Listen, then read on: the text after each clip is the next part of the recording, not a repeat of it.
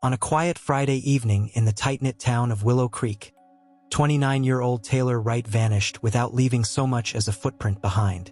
To her friends and co-workers at the local community center, Taylor was the responsible one. The woman who showed up early, stayed late, and checked in on everyone else before thinking about herself. That's why, when she failed to arrive at work on Monday morning, people immediately sensed something was wrong. Taylor had last been seen leaving her duplex around 6:30 p.m., telling her neighbor she was running a quick errand. She never returned.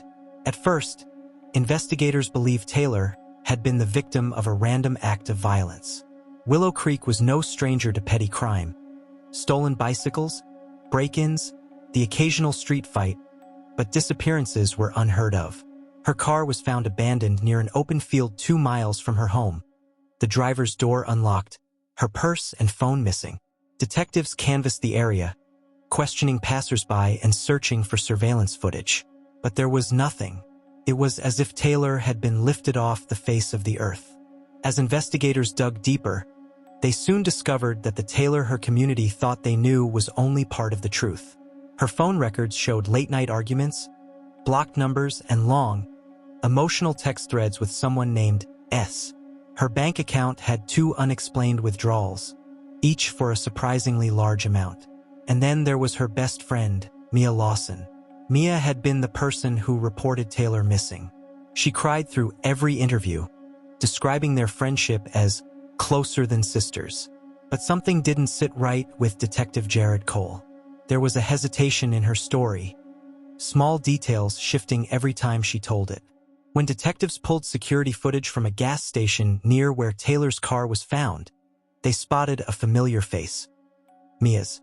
She had been driving past the area less than an hour before Taylor was believed to have disappeared. What came next unraveled everything. Through phone extractions and interviews, investigators learned that Taylor had been secretly saving money to leave Willow Creek. She had planned to move to another state to escape what she described in texts as a dangerous situation. The contact named S turned out to be a man she had briefly dated, a man with a violent past. But when police tracked him down, he was out of state with a solid alibi. That lead evaporated. Instead, another truth emerged.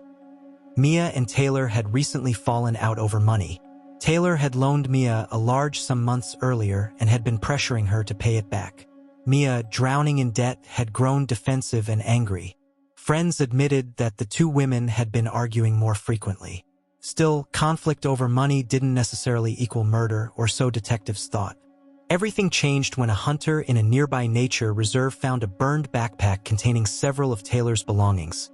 Her work badge, a partially melted keychain, and fragments of her phone case. Forensic analysis revealed fingerprints. They belonged to Mia Lawson. When confronted, Mia broke down, but not in the way investigators expected. She insisted she had nothing to do with Taylor's death, but admitted she had helped dispose of evidence. Her new story was darker than anyone anticipated. According to Mia, Taylor had been seeing someone she kept secret, a married man she called Eric. She claimed the 2 fought constantly, and Mia believed Taylor was planning to expose the affair. In her final panicked message to Mia, Taylor wrote, "If anything happens to me, it's because of him." Investigators tracked Eric down, a respected contractor and father of 2. He denied knowing Taylor well, claiming they had only chatted casually at a neighborhood fundraiser. But his calm demeanor cracked when police found Taylor's necklace hidden in his truck. Confronted with the evidence, Eric confessed, not to murder, but to meeting Taylor on the night she disappeared. He said she was upset, threatening to reveal their relationship, fearing he might ruin her life if she didn't stay quiet. Eric admitted they argued near the field where her car was found. He pushed her in anger and she fell, striking her head on a rock. Panicked, he buried her body in a shallow grave and burned her belongings to cover his tracks. He insisted he never meant to kill her. The town of Willow Creek was shaken. Eric was charged with manslaughter and evidence tampering.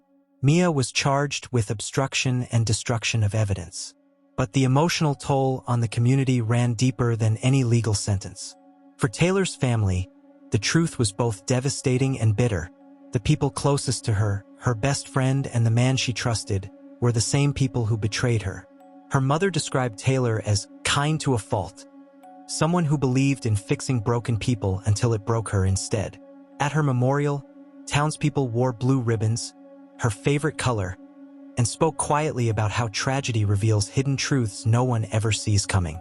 To this day, Willow Creek remembers Taylor Wright not only as the young woman who vanished, but as a reminder that danger doesn't always come from strangers lurking in the shadows. Sometimes it comes from the people standing closest to us. The story of Taylor Wright teaches that betrayal often comes from familiar faces, not strangers. It reminds us to pay attention to the quiet warnings in our relationships: shifting behavior, hidden anger, unexplained secrets, and to protect our boundaries even with those we love. Trust is precious, but it must be given wisely. In life, not everyone who smiles at you stands with you. Some people carry storms behind their kindness. Always listen to your instincts, and never ignore the small signs that something is wrong.